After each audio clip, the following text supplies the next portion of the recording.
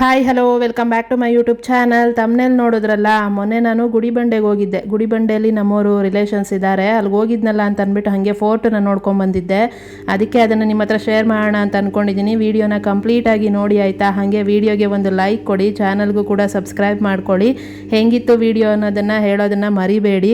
ಇನ್ನು ನೋಡಿ, ನಾನು ನಮ್ಮಮ್ಮ ನಮ್ಮ ದೊಡ್ಡಮ್ಮ ಹೆಂಗೆ ಕೂತಿದ್ದೀವಿ ಆಟೋದಲ್ಲಿ ಬ್ಯಾಕ್ ಸೀಟಲ್ಲಿ. ನನಗಿದೇ ಫಸ್ಟ್ ಎಕ್ಸ್ಪೀರಿಯನ್ಸ್ ಈ ಥರ ಕೂತ್ಕೊಂಡು ಹೋಗ್ತಾ ಇರೋದು. ಒಂಥರ ಮಜವಾಗಿತ್ತು ರೋಡ್ನ ಈ ಥರ ನೋಡ್ಕೊಂಡು ಹೋಗೋದಕ್ಕೆ. ಸಕ್ಕದಾಗಿ ಅನ್ನಿಸ್ತಾ ಇತ್ತು ನನಗೆ. ಫಸ್ಟ್ ಟೈಮು ಭಯ ಇತ್ತು, ಏನಾದ್ರು ಬಿದ್ದಿದ್ರೆ ಮುಂದಕ್ಕೆ ಅಂತ ಅಂದ್ಬಿಟ್ಟು. ಆರಾಮಾಗಿರುತ್ತೆ ನೋಡ್ಕೊಂಡು ಹೋಗೋದಕ್ಕೆ. ಸಖತ್ ಖುಷಿ ಆಯಿತು ನನಗೆ ಆ ಥರ ಹೋಗೋದು. ಆವಾಗ ಈ ಥರ ಎಕ್ಸ್ಪೀರಿಯನ್ಸ್ ಎಲ್ಲ ಮಾಡ್ತಾ ಇರಬೇಕು ಅಲ್ವಾ. ನನಗಂತೂ ಸಖತ್ ಖುಷಿ ಆಯಿತು. ಇದೇ ನೋಡಿ ಗುಡಿಬಂಡೆ ಫೋರ್ಟು, ಮೇಲೆ ಹೋಗಬೇಕು. ಫೈನಲಿ ಗುಡಿಬಂಡೆ ಫೋರ್ಟ್ ಹತ್ರ ಬಂದಿದ್ದೀವಿ. ಇದೇ ಕೋಟೆ, ಮೇಲೆ ಹೋಗಬೇಕು ಹತ್ಕೊಂಡು. ಮೆಟ್ಲುಗಳಿದ್ದಾವೆ. ಇಲ್ಲಿಗೆ ಯಾರಾದರೂ ಬರ್ತೀರಾ ಅಂತಂದರೆ ದಯವಿಟ್ಟು ಊಟನ ನೀವು ಚಿಕ್ಕಬಳ್ಳಾಪುರದಲ್ಲಿ ಅಲ್ಲೇ ಎಲ್ಲಾದರೂ ಮಾಡ್ಕೊಂಡು ಬನ್ನಿ. ಯಾಕೆಂದರೆ ಇಲ್ಲಿ ಯಾವುದು ಹೋಟ್ಲುಗಳಿಲ್ಲ. ಜೊತೆಯಲ್ಲಿ ಏನದು ನಾನ್ ವೆಜ್ ಹೋಟ್ಲುಗಳಿದ್ದಾವೆ ಒಂದೆರಡು. ವೆಜ್ ಅಂತೂ ನಿಮಗೆ ಸಿಗೋದೇ ಇಲ್ಲ. ಯಾರಾದರೂ ಊಟಗಳು ಮಕ್ಕಳನ್ನೆಲ್ಲ ಕರ್ಕೊಂಡು ಬರ್ತಾಯಿದ್ದೀರಾ ಅಂತಂದರೆ ಇಲ್ಲ ನೀವೇ ಮಾಡಿ ತೊಗೊಂಡು ಬಂದುಬಿಡಿ. ಇಲ್ಲ ಅಂತಂದರೆ ಚಿಕ್ಕಬಳ್ಳಾಪುರ ಇನ್ನೂ ಪೆರೆಸ್ ಅಂದರೆ ಎಲ್ಲ ಸಿಗುತ್ತೆ ಅಲ್ವಾ, ಅಲ್ಲೇ ಎಲ್ಲಾದರೂ ಊಟ ಮಾಡ್ಕೊಂಡು ಬಂದುಬಿಡಿ ಆಯಿತಾ. ಇಲ್ಲಂತೂ ಸಿಗಲ್ಲ ಊಟ. ಕೋಟೆಗೆ ಇನ್ನೂ ಹತ್ತಣ. ಕೋಟೆ ಹತ್ರ ಇದ್ದೀವಿ. ಇನ್ನು ಮೆಟ್ಲುಗಳಲ್ಲಿದೆ, ಹತ್ಕೊಂಡು ಹೋಗೋಣ. ಹೆಂಗಿದೆ ಮೇಲೆ ನೋಡೋಣ. ನಾನು ಇದೇ ಫಸ್ಟ್ ಟೈಮ್ ಬರ್ತಾ ಇದ್ದೀನಿ.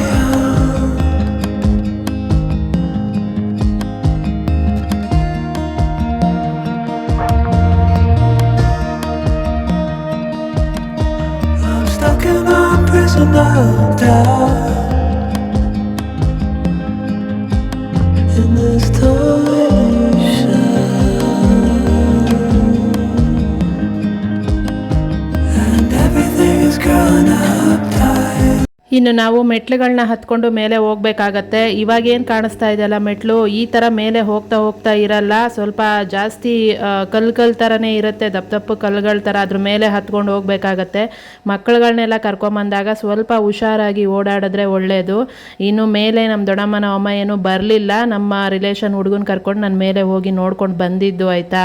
ಇನ್ನು ಆವಾಗಲೇ ಹೇಳ್ದಂಗೆ ತಿನ್ನೋದಕ್ಕೆ ಊಟ ಏನೂ ಸಿಗಲ್ಲ ಇಲ್ಲಿ. ಮತ್ತು ಸ್ನ್ಯಾಕ್ಸ್ ಅಂತಂದರೆ ಇಲ್ಲಿ ಅಜ್ಜಿ ಕೂತಿದ್ರು ಅಲ್ಲ, ಅಲ್ಲೊಬ್ಬರು ಇಟ್ಕೊಂಡಿರ್ತಾರೆ ನೀರು ಮತ್ತು ಏನಾದರೂ ಸ್ನ್ಯಾಕ್ಸು, ಅದನ್ನು ತೊಗೊಂಡು ಹೋಗ್ಬೋದು. ಅದು ಬಿಟ್ಟರೆ ನಿಮ್ಗೆ ಇನ್ನೇನು ಸಿಗಲ್ಲ ಇಲ್ಲಿ. ಮುಂಚೆನೇ ಎಲ್ಲ ತೊಗೊಂಡು ಬಂದರೆ ಒಳ್ಳೆಯದು ಇಲ್ಲಿಗೆ. ಇಲ್ಲ ಅಂತಂದರೆ ಇಲ್ಲಿಗೆ ಬಂದು ಒದ್ದಾಡಬೇಕಾಗತ್ತೆ. ಯಾಕಂದರೆ ಹೋಟ್ಲುಗಳು ಸಿಗದೇ ಇರೋದ್ರಿಂದ ಏನಾದರೂ ಎಲ್ಲ ಸ್ನ್ಯಾಕ್ಸ್ನೆಲ್ಲ ನೀವೇ ತೊಗೊಂಡು ಬಂದುಬಿಟ್ರೆ ಒಳ್ಳೆಯದು ಇಲ್ಲಿಗೆ.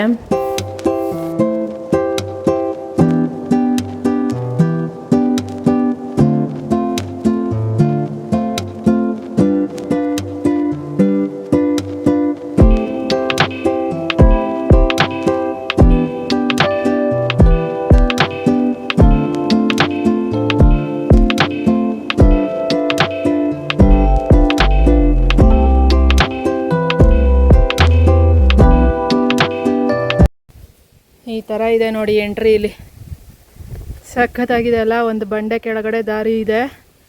ಮೆಟ್ಲುಗಳು ಈ ಥರ ಇರುತ್ತೆ. ಸ್ವಲ್ಪ ಗ್ರಿಪ್ಪಾಗಿರೋವಂಥ ಶೂಸ್ ಏನಾದರೂ ಹಾಕ್ಕೊಂಬಂದರೆ ಕರೆಕ್ಟಾಗಿರುತ್ತೆ. ಯಾಕಂದರೆ ಬಂಡೆ ಕಲ್ಲುಗಳು ಜಾಸ್ತಿ ಇದೆ. ಅದಕ್ಕೆ ಮಕ್ಕಳುಗಳನ್ನ ಕರ್ಕೊಂಬಂದಾಗ ನಿಧಾನಕ್ಕೆ ಕರ್ಕೊಂಡು ಹೋಗಿ ಅಷ್ಟೆ. ಬಿದ್ದರೆ ಏಟಾಗ್ಬೋದು, ಬರೀ ಕಲ್ಲುಗಳೇ ಇರೋದ್ರಿಂದ. ಓಹೋ ಗುಹೆ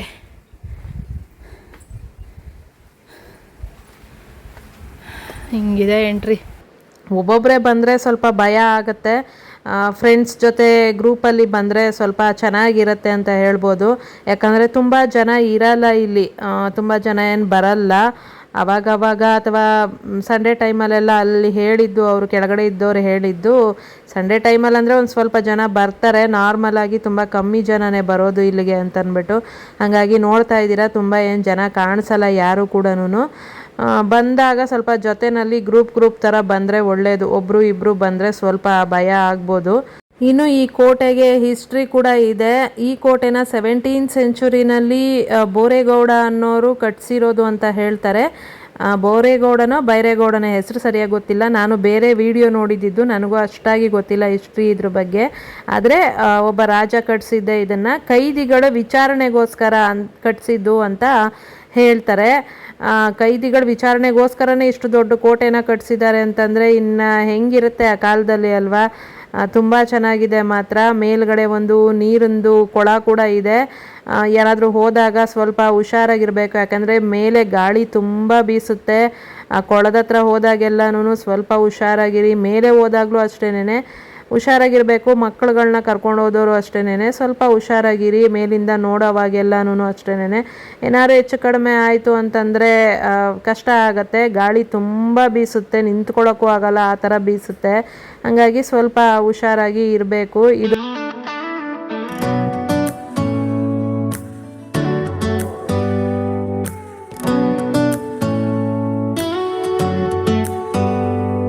Do you hear that? My sanity about to break while everyone I know's out. On a trip, on a boat, on a lake. I'm tired of feeling all FOMO. Babe, I don't even care if we stay home. Put our to-do list on ice. Crank the AC to 79 and make a little island right here. And there ain't a palm tree in sight, but there's not a cloud in your blue eyes. If we need a drink. ಸುರಂಗ ಮಾರ್ಗ ಥರ ಇದೆ ಇಲ್ಲೊಂದು. ನಾನು ಅದ್ರ ಒಳಗೆ ಏನು ಇಳಿದು ಹೋಗಲಿಲ್ಲ, ಸ್ವಲ್ಪ ಭಯ ಆಯಿತು, ಹಂಗಾಗಿ ನೋಡಿದೆ ಅಷ್ಟೇನೆ. ಒಟ್ಟಿನಲ್ಲಿ ಜೊತೆಯಲ್ಲಿ ಯಾರಾದರೂ ಇದ್ರೇನೆ ಧೈರ್ಯವಾಗಿ ಹೋಗ್ಬೋದು, ಇಲ್ಲ ಅಂತಂದರೆ ಭಯ ಆಗುತ್ತೆ ಒಬ್ಬೊಬ್ಬರೇ ಎಲ್ಲ ಹೋದರೆ. ಒಟ್ಟಿನಲ್ಲಿ ಇದ್ದರೂ ತುಂಬ ಜನ ಹುಡುಗರೆಲ್ಲನೂ ಬಂದಿದ್ದರು, ಮೇಲೆ ಎಲ್ಲ ಹೋಗಿದ್ರು. ಮೇಲೆ ಇದ್ದರು ಸ್ವಲ್ಪ ಜನ.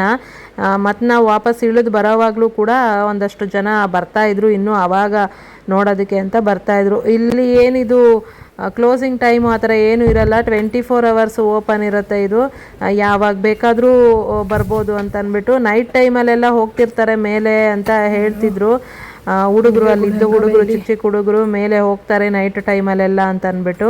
ಅಷ್ಟೊತ್ತಲ್ಲೆಲ್ಲ ಹೋಗೋದು ಒಳ್ಳೇದಲ್ಲ. ಬೆಳಗ್ಗೆ ಟೈಮಲ್ಲೇ ಇದೊಂಥರ ನೋಡೋದಕ್ಕೆ ಸ್ಕೇರಿ ಆಗಂತ ಅನಿಸುತ್ತೆ. ಇನ್ನು ನೈಟ್ ಟೈಮಲ್ಲೆಲ್ಲ ಇನ್ನು ಹೆಂಗಿರುತ್ತೆ ಅಲ್ವಾ, ರಾತ್ರಿ ಟೈಮಲ್ಲೆಲ್ಲ ಹೋಗಬಾರ್ದು.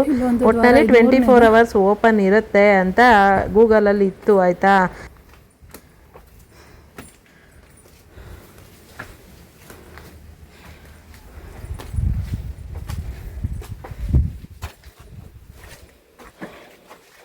ಇದು ಸೈನಿಕರು ಇರೋದಕ್ಕೆ ಕೊಠಡಿ, ರೆಸ್ಟಿಂಗ್ ಪ್ಲೇಸ್, ದೀಪ ಇಡೋದಕ್ಕೂ ಕೂಡ ಐತೆ ಅಲ್ಲಿ. ವಾವ್. ಇನ್ನು ನಾನು ಸ್ಟಾರ್ಟಿಂಗಲ್ಲಿ ಹೇಳ್ದಂಗೆ ನಿಮ್ಗೆ ಇಲ್ಲಿ ಯಾವುದೇ ಹೋಟೆಲ್ಗಳು ಸಿಗಲ್ಲ ಊಟ ಮಾಡೋದಕ್ಕೆ. ಏನಾದರೂ ಊಟ ಮಾಡ್ಕೊಬೇಕು ಅಂತಿದ್ರೆ ಚಿಕ್ಕಬಳ್ಳಾಪುರದಲ್ಲಿ ಅಲ್ಲೆಲ್ಲಾದರೂ ತಿನ್ಕೊಂಬರ್ಬೇಕಾಗತ್ತೆ. ಇಲ್ಲಂತೂ ಒಂದು ಹೋಟ್ಲು ಕೂಡ ಇಲ್ಲ, ವೆಜ್ ಹೋಟೆಲ್ಲು. ನಾನ್ ವೆಜ್ದು ಒಂದು ಎರಡೆರಡು ಹೋಟ್ಲುಗಳಿದೆ, ಅದೇನು ಅಷ್ಟು ಕ್ಲೀನ್ ಇಲ್ಲ. ಹಾಗಾಗಿ ಸ್ವಲ್ಪ ಕಷ್ಟ ಆಗ್ಬೋದು ಊಟಕ್ಕೆಲ್ಲನೂ. ಮನೆಯಿಂದ ಮಾಡ್ಕೊಂಡು ತೊಗೊಂಬಂದರೆ ಒಳ್ಳೆಯದು. ಇಲ್ಲ ಅಂತಂದರೆ ಸ್ವಲ್ಪ ಆಚೆ ಅಂದರೆ ಚಿಕ್ಕಬಳ್ಳಾಪುರ ಆ ಥರ ಬರೋವಾಗಲೇ ಎಲ್ಲಾದರೂ ತಿನ್ಕೊಂಬಂದುಬಿಟ್ರೆ ಒಳ್ಳೆಯದು. ಇಲ್ಲಿಗೆ ಬಂದು ನೀವು ಊಟನ ಎಕ್ಸ್ಪೆಕ್ಟ್ ಮಾಡೋಕ್ಕಾಗಲ್ಲ, ಇಲ್ಲಿ ಯಾವುದೇ ಹೋಟೆಲ್ಗಳು ಸಿಗಲ್ಲ ನಿಮಗೆ.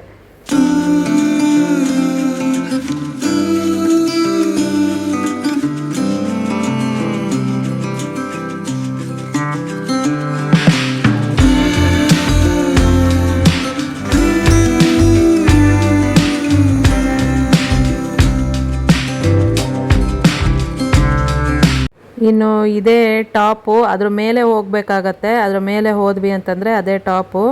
ಇಲ್ಲಿಂದ ನೋಡೋದಕ್ಕೆ ಇದೊಂಥರ ಚೆನ್ನಾಗಿ ಕಾಣುತ್ತೆ. ಆ ಕಲ್ಲುಗಳು, ಅದೊಂದೇ ಒಂದು ಬಂಡೆ ಮೇಲೆ ಎಷ್ಟು ಚೆನ್ನಾಗಿ ಕಲ್ಲುಗಳು ಜೋಡಿಸಿ ಕಟ್ಟಿದ್ದಾರೆ ನೋಡಿ. ಈ ಕಡೆದು ಅಷ್ಟೇ ಸ್ಕ್ವೇರ್ ಶೇಪಲ್ಲಿರೋದು, ಅದು ಕೂಡ ಚೆನ್ನಾಗಿದೆ. ಇನ್ನು ಸುತ್ತ ನಿಮಗೆ ಬುರ್ಜ್ಗಳು ಕೂಡ ಕಾಣಿಸುತ್ತೆ. ಒಂದು ಬುರ್ಜ್ಗೆ ಹೋಗ್ಬೋದು, ಇನ್ನೊಂದಷ್ಟಕ್ಕೆ ಆಗಲ್ಲ. ಎಲ್ಲ ಸ್ವಲ್ಪ ನೋಡಿ, ಇದೊಂದು ಬುರ್ಜ್ಗೆ ಹೋಗ್ಬೋದು, ಅದು ಸ್ವಲ್ಪ ಆ ಕಡೆಯಿಂದ ಕಷ್ಟಪಟ್ಕೊಂಡು ಹೋಗಬೇಕಾಗತ್ತೆ. ಇನ್ನು ಬೇರೆದಕ್ಕೆಲ್ಲ ಹೋಗೋಕ್ಕಾಗಲ್ಲ, ಸ್ವಲ್ಪ ಗಿಡಗಳೆಲ್ಲ ಬೆಳ್ಕೊಂಡಿರೋದ್ರಿಂದ ಅಷ್ಟಾಗಿ ಓಡಾಡೋದು ಕಷ್ಟ ಆಗುತ್ತೆ, ಆಯಿತಾ. ನೋಡೋದಕ್ಕೆ ಮಾತ್ರ ನಿಜವಾಗ್ಲೂ ಸೂಪರಾಗಿದೆ. ಒನ್ ಡೇ ಟ್ರಿಪ್ಪಾಗಿ ಬಂದು ನೋಡಿಕೊಂಡು ಹೋಗ್ಬೋದು. ಬಂದ ಕಡೆ ಸ್ವಲ್ಪ ಏನಂತಾರೆ ಗಲೀಜೆಲ್ಲ ಮಾಡಿದೆ ನೋಡಿ. ಈ ಥರ ಪ್ಲ್ಯಾಸ್ಟಿಕ್ಕು ಬಾಟಲ್ಗಳು ಅವು ಇವು ತಂದಿರೋದನ್ನೆಲ್ಲ ಅಲ್ಲಿ ಎಸ್ದುಬಿಟ್ಟು ಗಲೀಜು ಮಾಡಿ ಹೋಗ್ತಾರಲ್ಲ, ಅದು ಮಾಡದೆ ಹೋದರೆ ಸಾಕು, ಚೆನ್ನಾಗಿರುತ್ತೆ. ತುಂಬ ಗಲೀಜಿದೆ ಇಲ್ಲೂ ಕೂಡ. ನಾನು ಶಿವಗಂಗೆ ಬೆಟ್ಟದಲ್ಲಿ ಏನು ನೋಡಿದ್ದೆ ಅಲ್ಲ, ಆ ಥರನೇ. ಆದರೆ ಅಷ್ಟಂತೂ ಇಲ್ಲ ಅನ್ಬೋದು. ಒಟ್ಟಲ್ಲಿ ಗಲೀಜಂತೂ ಇದೆ ಜಾಸ್ತಿ. ವಾಟ್ರ್ ಬಾಟ್ಲ್ಗಳು, ಚಿಪ್ಸ್ ಪ್ಯಾಕೆಟ್ಗಳು ಇವನ್ನೇ ಜಾಸ್ತಿ ಎಸ್ದುಬಿಟ್ಟು ಹೋಗಿರೋದು. ಹಾಗಾಗಿ ಹೋದ ಕಡೆ ಎಲ್ಲ ಆ ಥರ ಮಾಡ್ದಿರ ತೊಗೊಂಡೋಗಿರೋದನ್ನು ವಾಪಸ್ ತೊಗೊಂಬಂದ್ವಿ ಅಂತಂದರೆ ಈ ಥರ ಒಂದು ಒಳ್ಳೆ ನೇಚರ್ನ ನಾವು ಹಾಳು ಮಾಡದೆ ಉಳಿಸ್ಕೊಬೋದು ಅಂತ ಹೇಳ್ಬೋದು.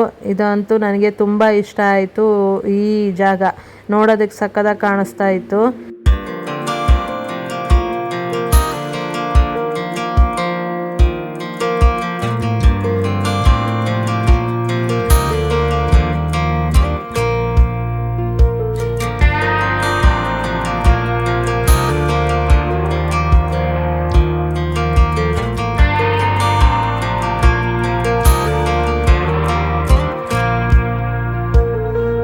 That girl is a runner, she was born to get away.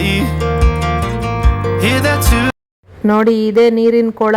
ಇಲ್ಲೆಲ್ಲ ಬಂದಾಗ ಸ್ವಲ್ಪ ಹುಷಾರಾಗಿರಬೇಕು. ಜಾರಿದ್ರೆ ಒಳಗೆ ಬೀಳೋ ಚಾನ್ಸಸ್ ಇರುತ್ತೆ. ಅದು ಎಷ್ಟು ಆಳ ಇದೆ ಅನ್ನೋದು ಗೊತ್ತಿಲ್ಲ.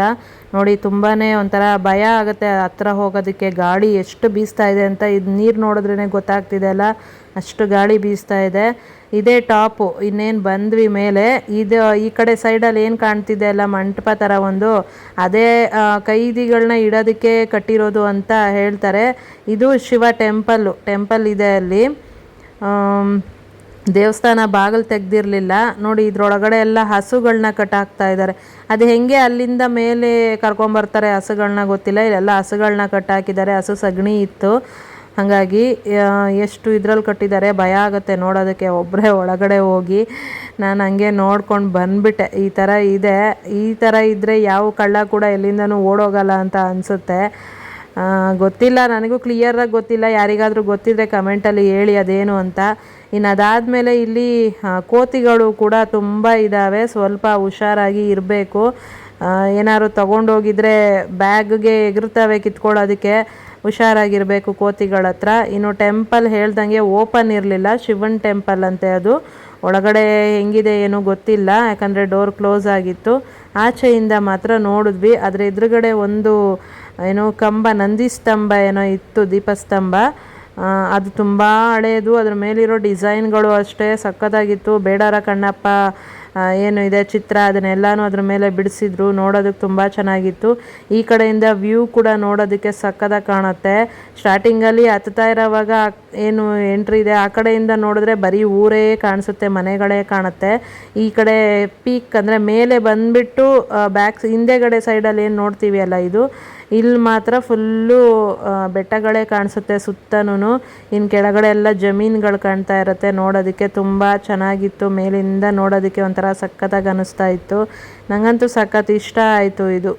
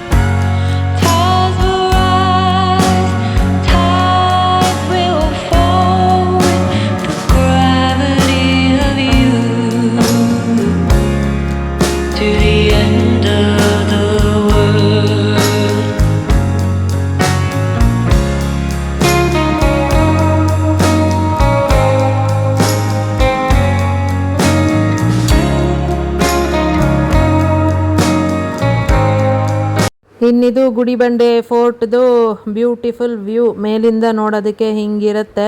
ಇಷ್ಟೇ, ಇನ್ನೇನು ಇಲ್ಲ ಇಲ್ಲಿ ಫೋರ್ಟಲ್ಲಿ. ಮೇಲೆ ಬಂದರೆ ಇದೊಂದು ಟೆಂಪಲ್ಲು, ಅದು ಕ್ಲೋಸ್ ಆಗಿರುತ್ತೆ. ಸುಮ್ಮನೆ one day trip, one day trekking ಅಂತ ಬರ್ಬೋದು ಅಷ್ಟೇನೆ.